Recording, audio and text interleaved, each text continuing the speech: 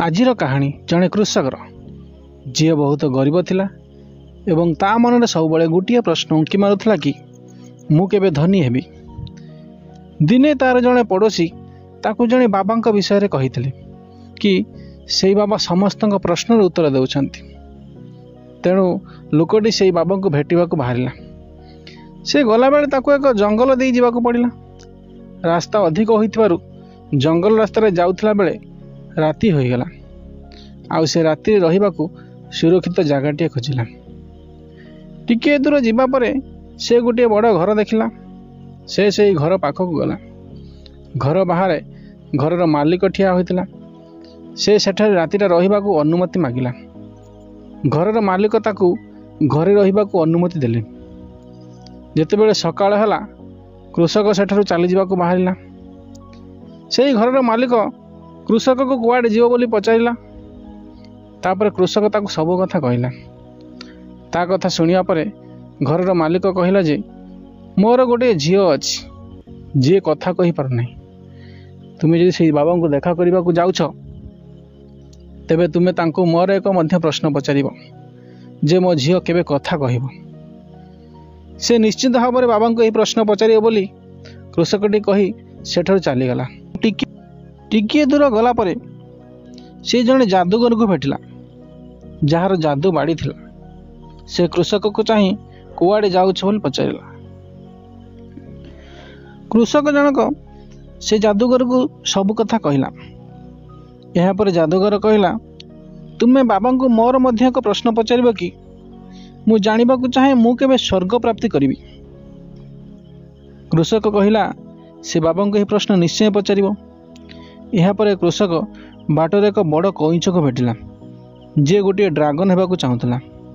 से मध्य कृषक को पचारिला जे से केउ आड़े जाउछंती बोली।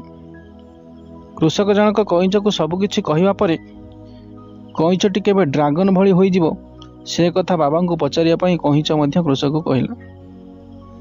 तापरे कृषक हाँ पचारिबे कही सेठारु चलीगला। कृषकटी चली चली शेष बाबा पाखरे पहुँचला। बाबा तांको देखिया परे कहिले जे तुमे मते केवल 3टी प्रश्न पचारि परिबो। कृषक जनक बड़ द्वंद्व पड़गला आ भाविला कि से ता निज प्रश्न को लगाई 4टी प्रश्न बाबा को पचारे बोली भावितिला। हेले जेतेबेले बाबा 3टी प्रश्न पचारिबा को कहिले कृषक जनक किछि समय चिंता करिबा पर स्थिर कला जे मोर प्रश्न तो बहुत छोट। मु रास्ता रे भेटिथिबा सेही 3 जनकर प्रश्न बाबा को पचारिबी। तेणु कृषक जनक बाबा को घर मालिकर झील विषय पचारिला एवं बाबा उत्तर देले जे से झीर जेतेबेले विवाह होइजिवो सेतेबेले से कथा कहबा आरंभ करिवो। तापरे कृषक जादूगर प्रश्न पचारिला एवं बाबा उत्तर देले जे जेतेबेले जादूगर निजर जादूबाड़ी को अन्य काहाकू देईदेव सेतेबेले से स्वर्ग प्राप्ति करिवो।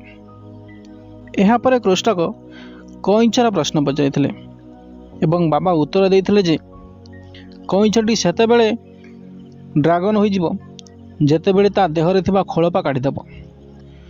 कृषक तार 3टी प्रश्नर उत्तर पाइला। तापर से निज घर को फेरिला। रास्ता रे फेरिला बेले से कईंचटी को भेटिला। कईंचटी कृषक को पचारिला कि तुमे मोर प्रश्न बाबा को पचारिल कि। कृषक कहला जे बाबा कहले तुमे जेतेबेले तुम देहर खोलपा बाहर करदेव तुमे ड्रागन होइजिवो। कईंचटी ता देहर खोलपा काढ़ी कृषक को देइदेला। खोलपा काढ़ी देवा परे से एक ड्रागन होइगला। कृषक पाइथिबा खोलपारु अनेक मोती पाइला। तापर कृषक रास्ता रे जाई जादूगर को भेटिला एवं से ताको कहिला जे तुमे जदि तुमर जादूबाड़ी को आउ काहाकू देईदेव तेबे तुमे स्वर्ग प्राप्ति करिवो। जादूगर निज जादूबाड़ी को कृषक को देदेला एवं से यह देवा मात्रे स्वर्ग प्राप्ति कला।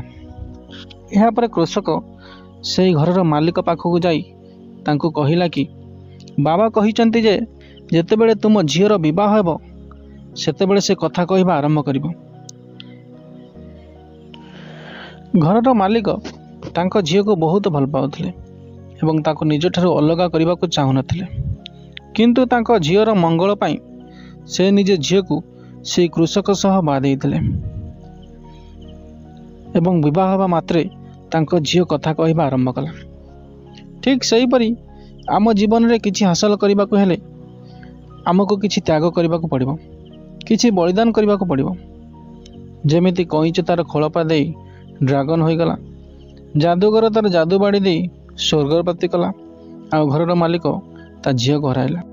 यही कहानी रे समस्ते किछि ना किछि पाइले, किंतु कृषकटी सबुठु बेसी किछि पाइछि। जे कि बहुत गरीब थिला, से सबुठु बेसी त्याग करिथिला। जी एते दूररू निज प्रश्न पचारिबाकू जाई मध्य निज प्रश्न पचारि पारला नाही, अन्य 3 जनकर प्रश्न पचारिथिला। तेणु जीवन रे किछि भी पाइबाकू हेले आमको किछि त्याग करबाकू पड़िबो।